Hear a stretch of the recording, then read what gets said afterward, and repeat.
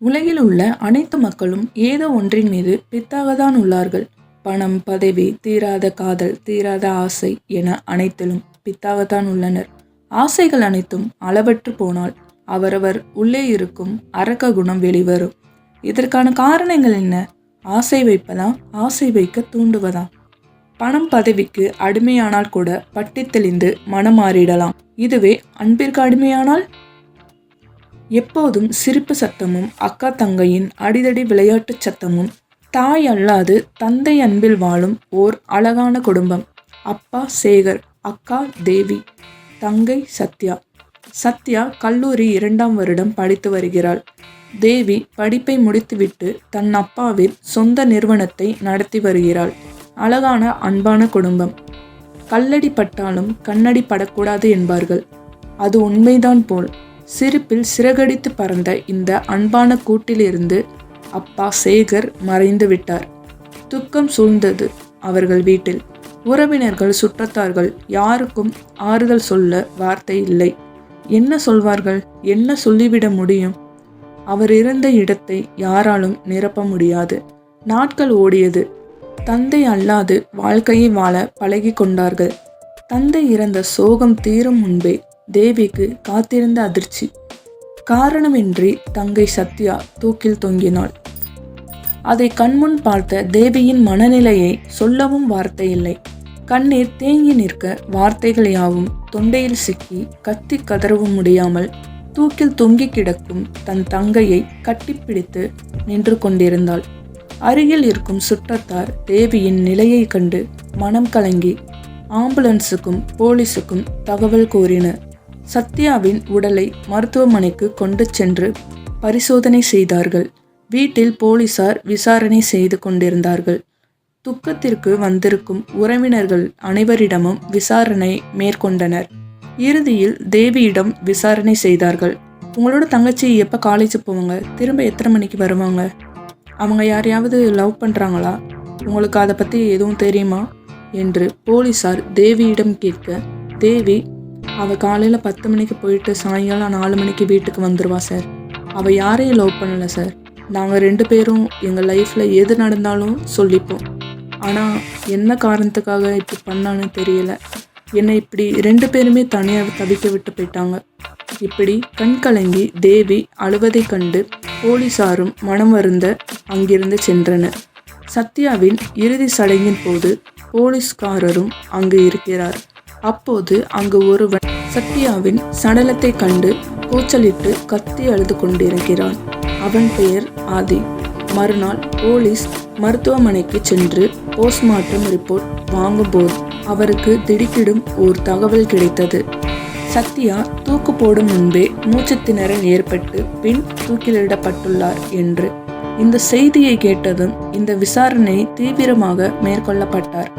யார் மீது சந்தேகம் கொள்வது என புரியாமல் தவித்தார். அம்மாவாக அன்பாய் பார்த்து கொள்ளும் தேவி சத்யாவை கொலை செய்வதற்கு வாய்ப்பே இல்லை. வேறு யார் எந்த நோக்கத்திற்காக சத்யாவை கொல்வதற்கு அவசியம் என யோசனை செய்யும் நேரம் சத்யாவின் இறுதி சடங்கில் கூச்சலிட்டு அழுத ஆதியின் நினைவு வந்ததும் அவனை போலீசார் பின்தொடர்ந்தார். ஆதி சத்யா இறந்த துக்கத்தில் சோகமாக பைக்கில் போய்கொண்டு இருக்கின்றான். போலீசார், சத்யாவுக்கும் இவனுக்கும் என்ன சம்பந்தம்? இவன் ஏன் இவ்வளோ சோகமாக சுத்திட்டு இருக்கான்? சரி, அவன்கிட்டே போய் கேட்போம் என்று அவன் பைக் முன் தன் வண்டியை நிறுத்தி பேசத் தொடங்கினான். நீ எதுக்கு சத்யாவுக்காக இவ்வளோ ஃபீல் பண்ணுற? உனக்கும் அவளுக்கும் என்ன சம்மந்தம்? சத்யாவும் நானும் 4 வருஷமாக லவ் பண்ணிட்டு இருந்தோம் சார். அவள் ரொம்ப நல்ல பொண்ணு சார். என்னை ரொம்ப லவ் பண்ணான். கல்யாணம் பண்ணி சந்தோஷமாக வாழணும்னு சொல்லிகிட்டே இருப்பா சார். ஒரு நாள் வீட்டில் சொல்லணும்னு முடிவு பண்ணோம். ஆனால் அதுக்குள்ளே அவங்க அப்பா இறந்துட்டாரு. அவள் ரொம்ப கஷ்டப்பட்டா சார். என்ன சொல்லியும் என்னால் அவளை சமாதானப்படுத்தவே முடியலை. அடுத்து 2-3 நாள் அவளை பார்க்கவும் முடியலை, பேசவும் முடியலை. ஒரு நாள் அவளே கால் பண்ணான். நம்ம லவ் மேட்ரை அக்காட்ட சொல்லிட்டேன், ரொம்ப சந்தோஷப்பட்டா, சீக்கிரம் கல்யாணம் பண்ணி வைக்கிறேன்னு சொன்னாங்கன்னு சொன்னான்.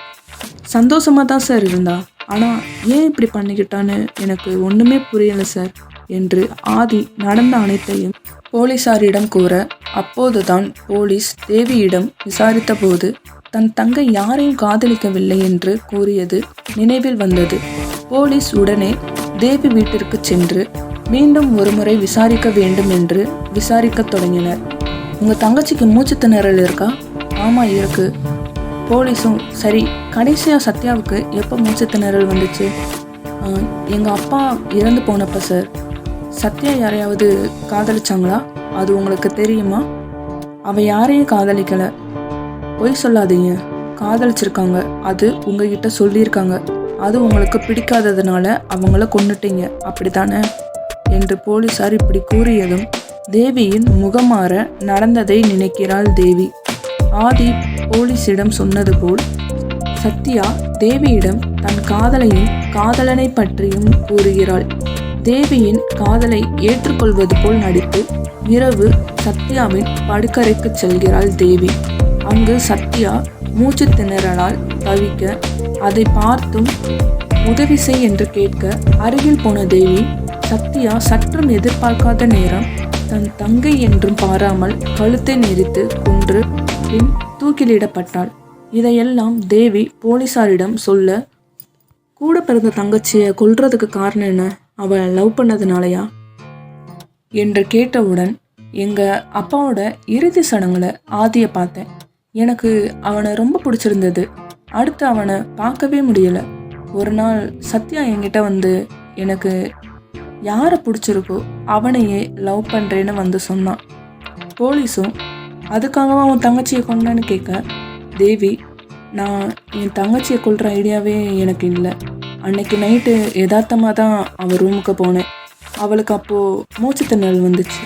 அப்போ தான் ஒன்று தோணுச்சு, இவ செத்தா ஆதி கண்டிப்பாக இங்கே வருவான், மறுபடியும் அவனை பார்க்கலாம்னு தான் இப்படி பண்ணேன்.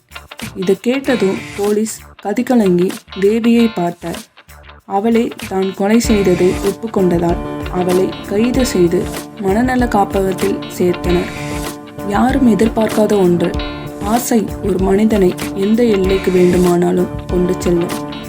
இந்த வீடியோ பிடிச்சிருந்துச்சுன்னா லைக் பண்ணுங்கள், ஷேர் பண்ணுங்கள், சப்ஸ்கிரைப் பண்ணுங்கள். தேங்க்யூ.